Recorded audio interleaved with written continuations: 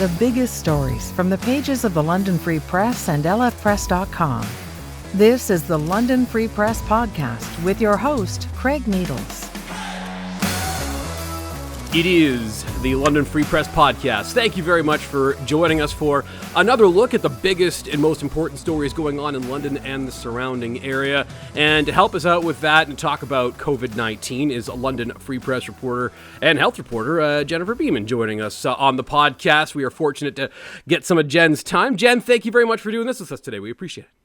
Thanks so much for having me.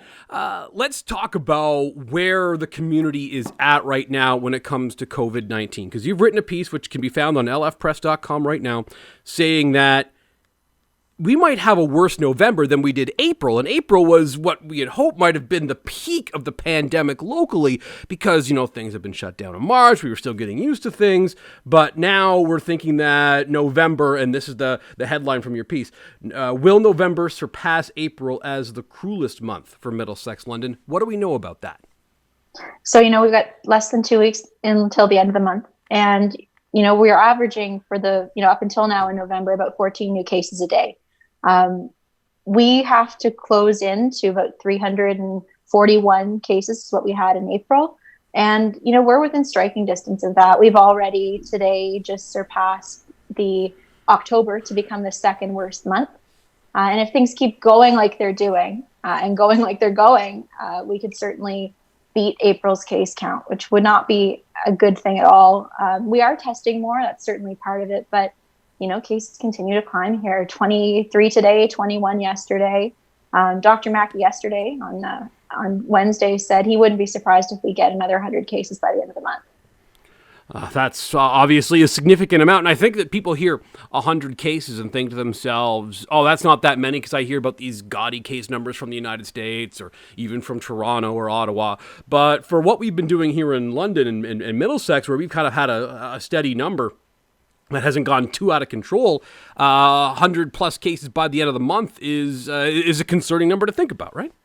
100%. I mean, in August, we were averaging 1 or 2 a day most of the time. We had 0 days, lots of them in July and August. And August was not that long ago. It wasn't until mid-September we started to see things really pick up. The cases at Western kind of buoyed that number through, October became our second worst month by case count. And November's on track potentially to beat April's case count. The one way that November will be slightly better than April is by deaths. We just have not seen the number of deaths in the second wave, thankfully, that we did in the first. We've had 6 so far since about October 14th. In November, we've had 3 so far. So that's one of those tiny silver linings here is that, this month is proven to be way less deadly than that first wave peak.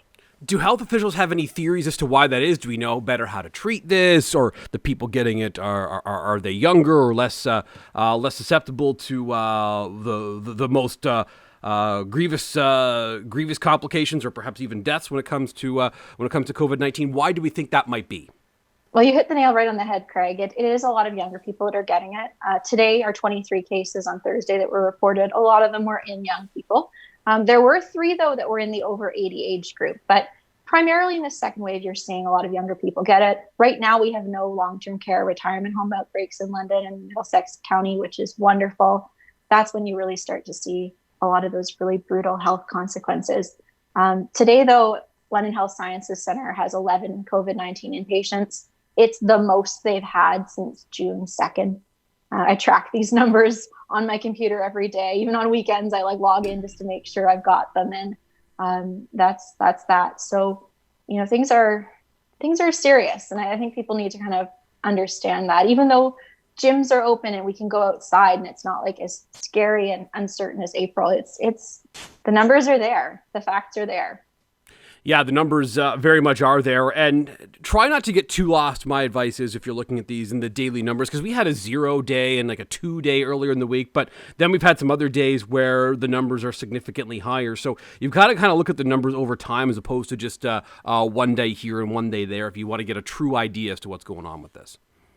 Absolutely. Yeah. I mean, there's going to be swings every day. We had a couple single digit days, but this month has been not great. We had a 27 day, and then 2 days later we broke the record with 37 new cases. And there just are enough of these cases here to be concerned and to really, really re-up on your vigilance and really recommit to all these guidelines we've been asked to follow.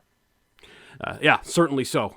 Where do you think health officials are at right now? And I know that you are hearing from them every day and you're keeping track of case counts and things along those lines. Are they nervous about what's to come? I know Dr. Mackey, as you said, has outlined the potential for a significant number of cases coming our way. Are they nervous? Are they worried? Do they have optimism? Is it all of those things? Where would you characterize that right now? Today on the call, they were saying that, we're not the worst. We're on the higher end of that yellow protect category. So it's entirely possible we could see more restrictions. But right now we're not quite in that next level of threat yet. So they're just urging people to really, pay attention, really be vigilant, do what you can in your own life to relationship and check in with these people. So, it's anyone's guess how it will go. It will depend really on all of us individually, taking the time to take this seriously. But yeah, more restrictions could come if we keep continuing to have these bad days. And that's, I think, what people are worried about is more restrictions. Now, we may not have a lot of choice there, especially if the areas around us continue to have high numbers of cases. We may have to go into some of these restrictions just because, if Windsor's in a bad way and if Kitchener and Toronto are in a bad way, well, we're so close to all those places that we might have to sort of follow their lead. Is that a possibility? Well, last week they were saying that, one of the big ththings they were happy about, we got moved into yellow protect, or I guess it's yellow. Or orange. Yellow something. Yeah, orange is restrict, yellow is protect, green is prevent. Yes. Yes.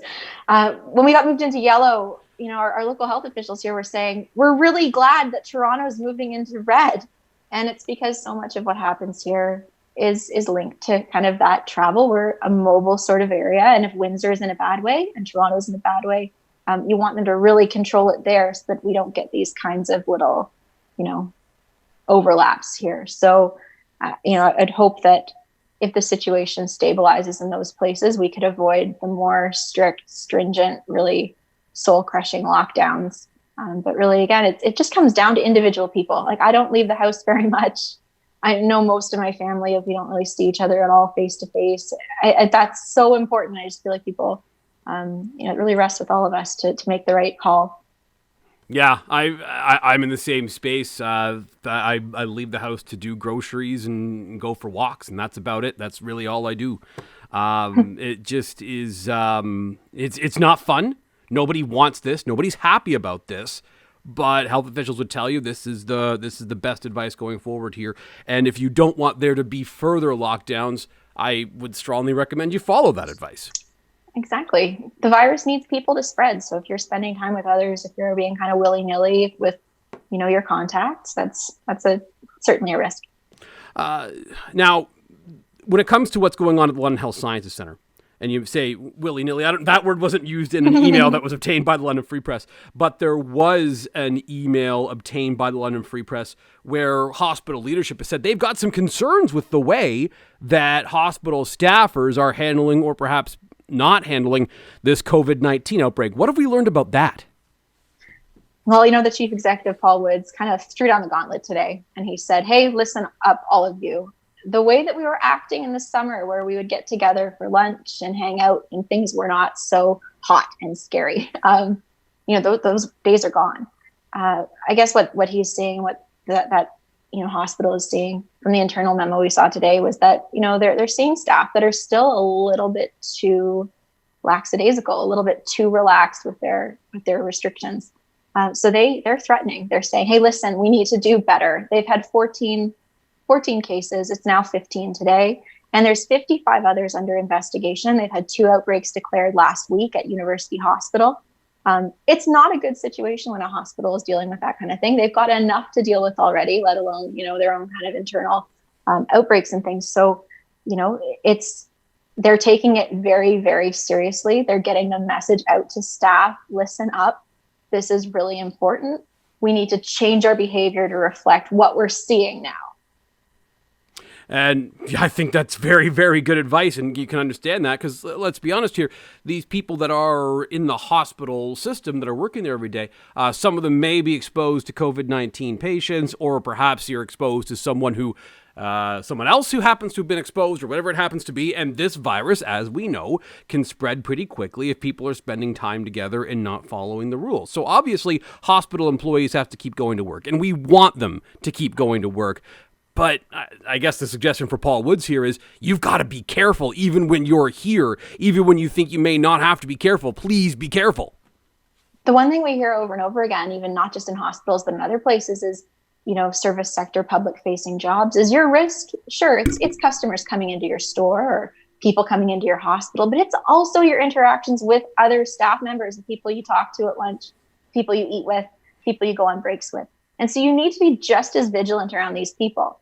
And I think that's just a reminder today. They just wanted to get it out there and say, hey, listen, this is important. This is going to become a big, big problem if we don't all really start to rethink about what we're doing. It's good that they are at this point. Hospitalizations have been rising a little bit at LHSC. It's not stressing the system right now, but, they're higher than they've been in the past. And so there's really no better time to get this message out there to their 15,000 people.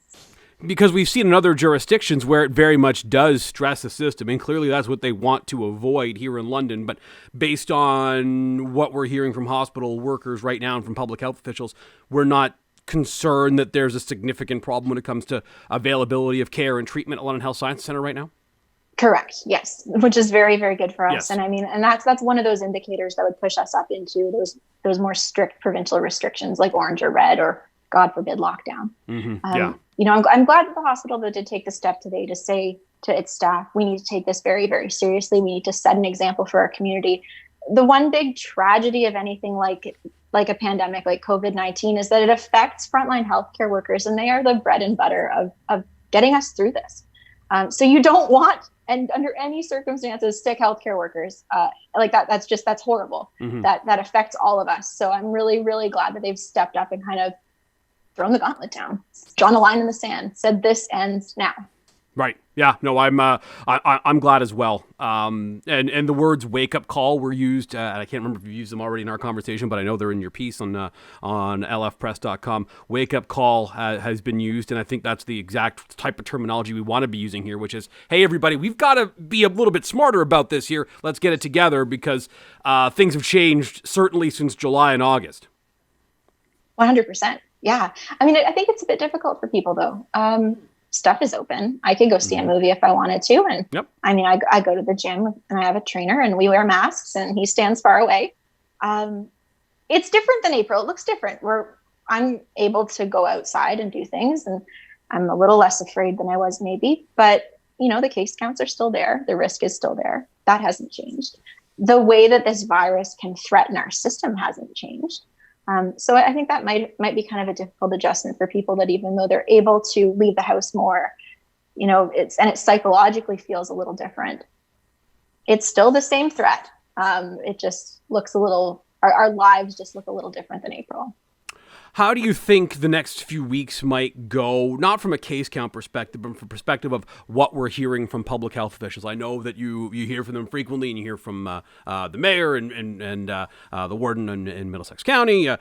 What do you think the messaging might sound like for the next little while here? Well, there's a big day coming up, Christmas Day, mm-hmm. and just the holiday season in general. And I really think that's something we're going to be hearing a lot more from these officials in the next couple of weeks. You've already started to hear a bit of it. They're trying to get people's heads around the idea that you can't have a big get together, really limit your contacts. And I really think in the next few weeks, we're going to be seeing that message being really driven home on all levels. And they'll make some suggestions about virtual get-togethers and things. But, I think that is kind of the next frontier for what we're going to be discussing and thinking about and planning for in the next few weeks. Because, it's going to be a big change. Anytime you've had a holiday through this pandemic, there's almost a sense of loss there when Easter came and we weren't able to do things, and Mother's Day and then Thanksgiving. And so Christmas will be kind of the big moment. Regardless of how case counts go in the next couple of weeks, we're still in an active global pandemic. So I see that them really, really driving home the point of being very, very vigilant and careful. And you mentioned the different holidays. Let's use Father's Day as an example. Father's Day for a lot of people was you're in the backyard having a barbecue and you're trying to keep socially distant, which is different than what we're used to, but at the same time, not entirely different from what we're used to. Backyard barbecue for Father's Day is a pretty standard thing that a lot of us have done, pandemic or no.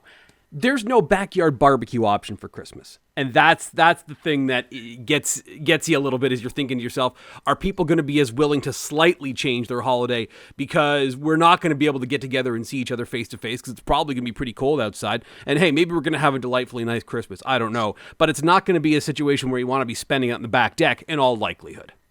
Well, and that's I guess the biggest thing. We can't very easily adapt Christmas as well as we can adapt Father's Day, right, Mother's Day, Thanksgiving. And I think that'll be an adjustment for people. Also, you're dealing with, we're 7 months, 8 months into this, and you're dealing with people who are tired. They've given up, so much Thanksgivings and birthdays and Easters and all this kind of stuff. And, I worry that people will just throw caution to the wind or use their own way, kind of use some creative thinking to justify getting together with extended family just to, justify it in their own hearts. But, that's going to be the next thing that really we're going to start hearing a lot more of.